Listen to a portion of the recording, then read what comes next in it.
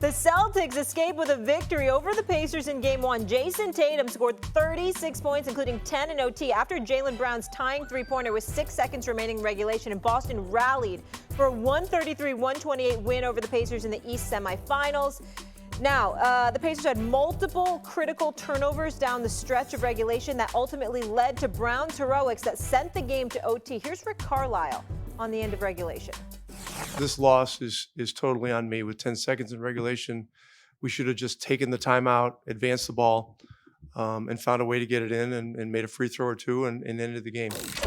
Was there instruction of foul before that Brown three, even though there wasn't really a chance to do so? Yes, but he caught the ball and he was face up, so Pascal decided to lay off, which was, I understand, that's probably the right decision. You don't want to give up a 4-point play. So, look, a lot of things had to go wrong for us and right for them. They did. And so, we got to own it and we got to get ready for Thursday. So LeBron was up watching Stephen A. because he posted, and y'all still want to know why I would foul up 3 every single time. All right, S.A., you're up first here. Do you feel like the Pacers blew any chance of winning this series? I'm not going to say any chance. I'm not going to go that far. I think that their offense can score on anybody. They can put up points. I expected them to lose last night's game. I didn't expect it to go into overtime. There were 22 times that Indiana possessions ended in turnovers. That's very, very sloppy. We understand that, but we got to remember how prolific this offense is. The offense averaged like 123 points per 100 possessions this season. They're the only offense that shot 50% from the field this season. Collectively, as a team, nobody else in the NBA did that. Halliburton is showing that he doesn't shy away from the big stage. He shows up, he responds. You just look at them from an offensive standpoint and you know they could score. Why does that matter?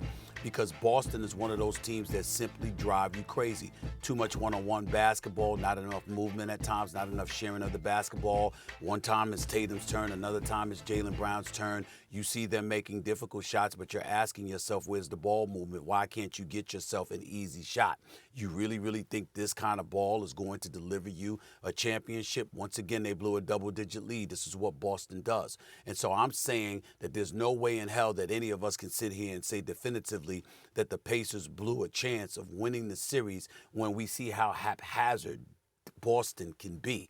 It's not so much about looking and applauding the Indiana Pacers. You have to recognize they missed a grand opportunity, and it will likely come back to haunt them, because I certainly have them losing this series.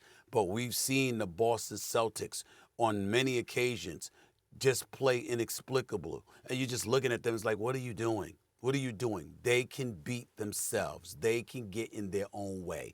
And against an Indiana Pacers team with the potency offensively, who, by the way, has shown they can play some defense from time to time. As poor as their defenses look this year, obviously they've improved when it really, really counts. You just never know with Boston, because Boston can get in its own way. That's why I say they didn't blow a chance of winning the series. I can't say that after one game. Yeah, I will, because I thought that Indiana was probably going to lose in 6 anyway, and now they got to beat them 5 times. Yeah. I mean, this is a horrendous loss. And we've seen these kind of passes in the past. When you throw the ball towards their basket on an inbounds play, Worthy did it against the Celtics in the 84 finals, and they lost game 2. Isaiah did it against the Celtics in 87, and Bird made the great steal and threw the ball to Dennis Johnson for the layup. Throw the ball, Austin, throw the ball forward. If it's stolen, they only got 8 seconds to run down the court and throw up a haphazard 3. So the whole play is a disaster. But Stephen's right. You can't count on the Celtics. Too many threes sometimes. They lose game 2s. They're spotty. But Porzingis is returning. He's going to play some. They're 4-0 on the road in the postseason. I find it very difficult that you are going to recover when you had this game, when they were up 115-110, and they were up 117-114 with the ball 8 seconds to go on the road. That's a game you must win. I don't see them beating them now 4 more times. Yeah, listen, this is going to be a competitive series. What we've done all playoffs long is discredit the Pacers. Yeah. And they've had their reasons. The Bucks weren't healthy. And we know that New York ended up getting injured, and these guys have continued to play well. But they are a high-level basketball club. They play at a pace that gets people frazzled. You had Celtics playing Pacers basketball the entire game for the most part.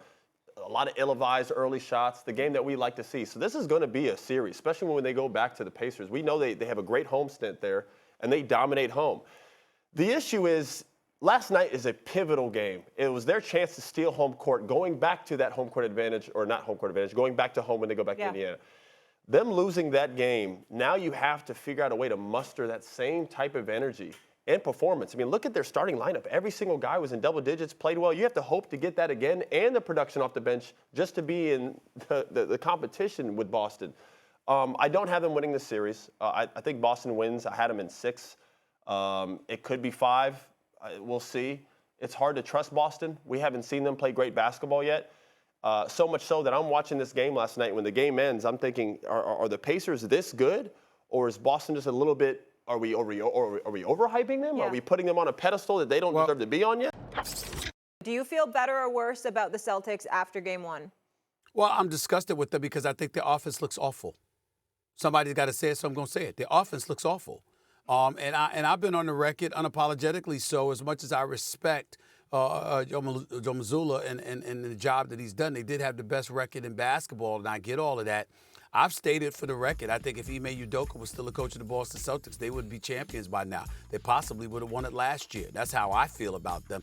There is a difference between what Ime Udoka had the Boston Celtics looking like and what they've looked like offensively over the last couple of years. You just see too much haphazard play. Now, they're the type of team that can almost blow the game, and it takes overtime to win game 1. And then they come out and they stink up the joint in game 2 and then go to Indiana and win 2 straight. This is the kind of team Boston is. You don't know what you're going to get. But I think when you see teams, a team like Minnesota that's so tenacious defensively with a burgeoning superstar, when you see Kyrie Irving or Luka Doncic in Dallas and how the addition of Gafford and P.J. Washington has really elevated their level of play and what have you, you know that if you're the Boston Celtics, you can't afford to be a bit haphazard. There has to be a model of consistency and dependency to some degree that I don't see from them. And that is a problem. Then you got to take into account the mounting pressure. You got a $300 million player in Jaylen Brown. You got to earn that money now. Okay, you've been to about 6 of the last 8 conference finals if you're Jaylen Brown. You've been to 5 of the last 7 if you're Jason Tatum. How many damn times are y'all going to knock on the door before you ultimately are able to kick it in? These are Boston Celtics that we're talking about here. This isn't, somebody else.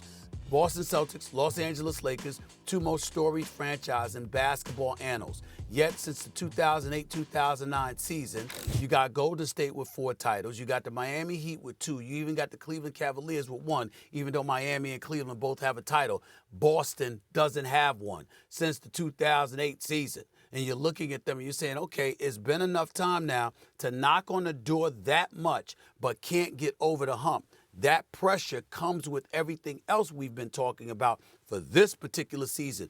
Is Jason Tatum and Jaylen Brown going to answer the call?